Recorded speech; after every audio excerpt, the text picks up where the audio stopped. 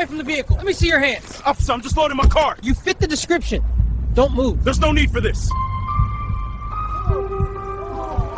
That man's a veteran. Look at his chest. You didn't see a man.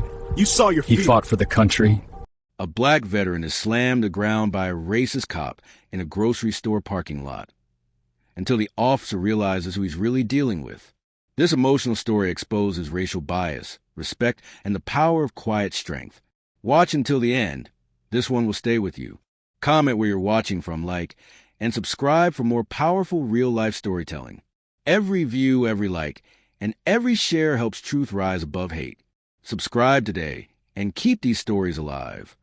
It was a quiet Sunday morning in Fayetteville, North Carolina, the kind of morning where the birds sang loud in the traffic, and the only thing on most people's minds was coffee and church. But not for Marcus Tillman. He was 47, tall, with a calm presence that could fill a room, a retired U.S. Army Master Sergeant. He carried himself with the posture of someone who'd seen the worst of humanity and still chose kindness. He wore a simple hoodie, jeans, and a baseball cap that read U.S. Army Retired. Marcus was just leaving the grocery store, pushing a cart of groceries and humming softly to himself. Inside his wallet, next to a photo of his late wife, was a folded piece of silk with ribbons, his Medal of Honor, which he kept with him out of quiet respect, not pride. He had fought for this country in places most people couldn't even pronounce. But on that quiet morning, his biggest battle wasn't on foreign soil. It was in the parking lot of his own hometown.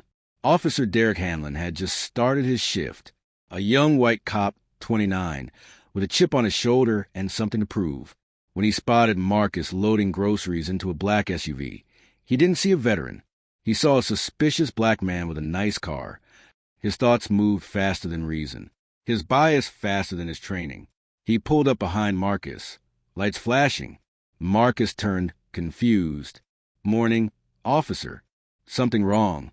"Yeah," Hanlon said, stepping out, hand on his holster. "Mind telling me where you got that vehicle?" Marcus blinked. "Excuse me, this your car?" "Yes, sir. Paid off 5 years ago. License and registration. Now." Marcus sighed, his patience already thinning. "Sure thing." He reached into his pocket, slowly, but before he could even pull out his wallet, Hanlon barked, "Hands where I can see them." Marcus froze. "Officer, I'm cooperating." "You're resisting," Hanlon snapped back. People in the parking lot started recording. Hanlon shoved Marcus against the SUV. Groceries scattered, oranges rolling across the pavement. "Hey!" Marcus winced. "That's not necessary." "Quiet," Hanlon barked. "Turn around and put your hands behind your back." "For what?" "I said turn around." Marcus clenched his jaw. "Officer, I've served this country for 25 years. I know the law." Hanlon yanked him backward and slammed him to the ground. The sound echoed. The crowd gasped. Someone shouted. "He didn't do anything." Marcus groaned, one arm pinned. He tried to stay calm, his instincts screaming de-escalate. But the humiliation cut deeper than the pain. And then, as his hoodie shifted, something glinted from his chest. A small, gold medal on a blue ribbon, the Medal of Honor, fell into view. "What's that?" Hanlon muttered, his grip loosening. Marcus turned his head just enough to meet his eyes. "That," he said quietly, "is for saving 6 men from an ambush in Kandahar. Maybe you've heard of it." The words hit like thunder. Hanlon froze, eyes wide, mouth open. The cameras zoomed in. The crowd erupted, voices shouting. "Let him go. He's a veteran. You just tackle a Medal of Honor hero." Hanlon stepped back in shock. "Sir, I didn't." Marcus stood, brushing dirt off his jeans, face steady but voice low and powerful. "You didn't see me. You saw your fear. Your bias. That's what you acted on." Hanlon's face flushed. The weight of his mistake sank in as his body cam blinked red, recording everything. The video spread like wildfire. Racist cop attacks black veteran. Learns he's a Medal of Honor recipient. The entire city erupted in outrage. Hanlon was suspended pending investigation. The police department released a statement of regret, but the damage was done.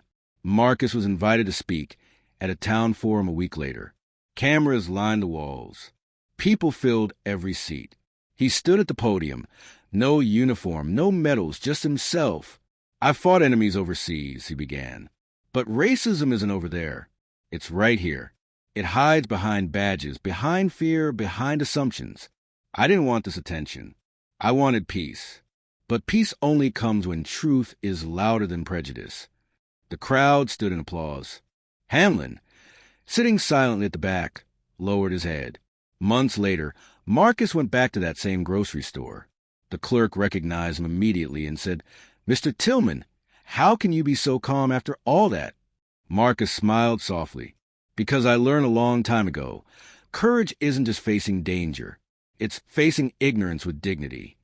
He paused, loading his groceries again. "This country taught me how to fight. Life taught me when not to." As he drove away, his Medal of Honor rested quietly in his pocket, a reminder that the real battles weren't fought overseas anymore. They were fought right here, in hearts and minds.